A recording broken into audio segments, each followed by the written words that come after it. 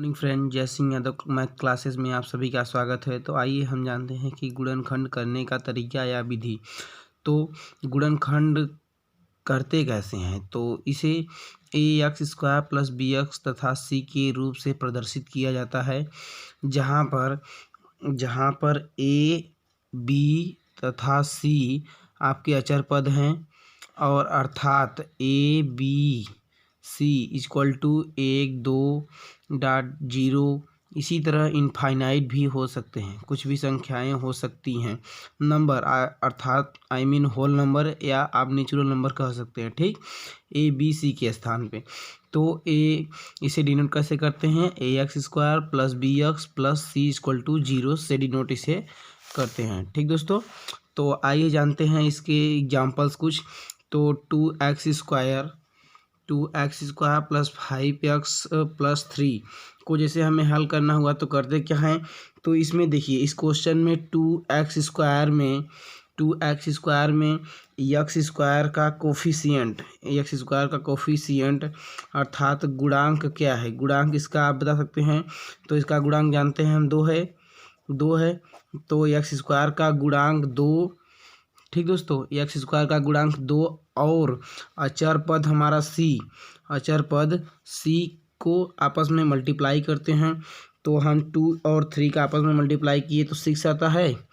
2 और 3 का आपस में मल्टीप्लाई किए तो 6 आता है, और 6 का हम फैक्टर करते हैं। क्या करते हैं, फैक्टर, गुणन करते हैं, गुणनखंड। ठीक, गुणनखंड करते हैं। तो 6 का गुणनखंड करने पे हमें प्राप्त होता है 2 × 3।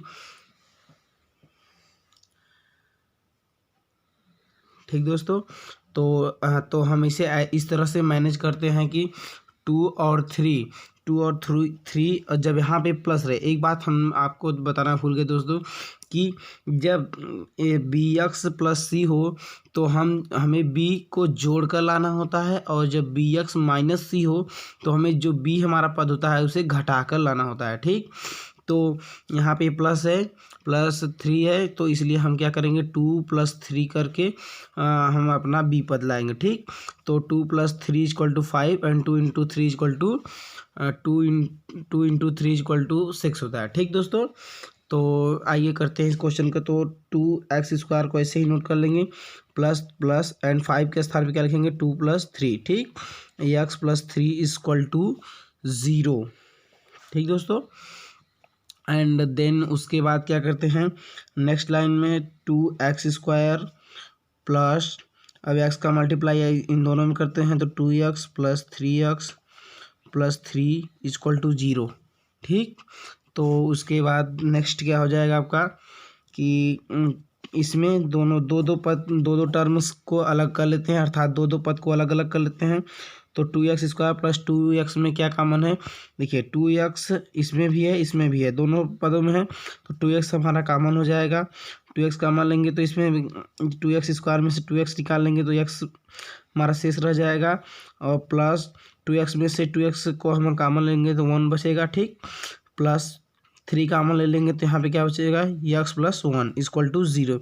तो देखिए अब 2 टर्म हमारे पास बचे हुए हैं, और 2 टर्म में से हमने x + 1 दोनों टर्म में दिख रहा है। ठीक, तो x + 1 को हम क्या कर लेते हैं, कॉमन। x + 1 को कॉमन कर लिए तो हमारे पास बचता है 2x + 3 = 0। तो अगर हमें यहाँ पे x = फाइंड करना हो क्वेश्चन में, तो करते क्या हैं, एक बार x + 1 टर्म को लेते हैं, =0 मानते हैं, तो x = -1 आ जाता है। और जब हम 2x + 3 को लेते हैं =0, तो 2x = -3, x = -3/2। तो हमारा x होगा, उसके 2 मान क्या आ जाते हैं, -1 और -3/2। ठीक, इसी प्रकार हम गुणनखंड कर लेते हैं। और अगर शॉर्ट मेथड से आप करना चाहते हैं, अगर आप शॉर्ट मेथड से करना चाहते हैं, शॉर्ट विधि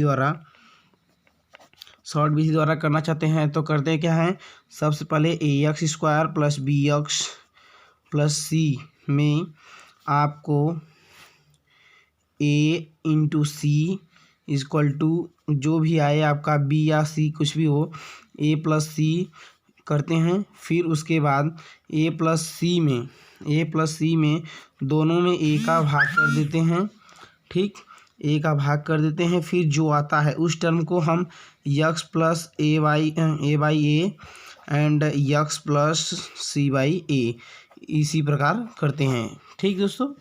तो शॉर्ट मेथड से भी आप कर सकते हैं इसे गुणनखंड को, और आप लॉन्ग मेथड से भी कर सकते हैं, ठीक। तो गुणनखंड करने का तरीका हमने सीखा।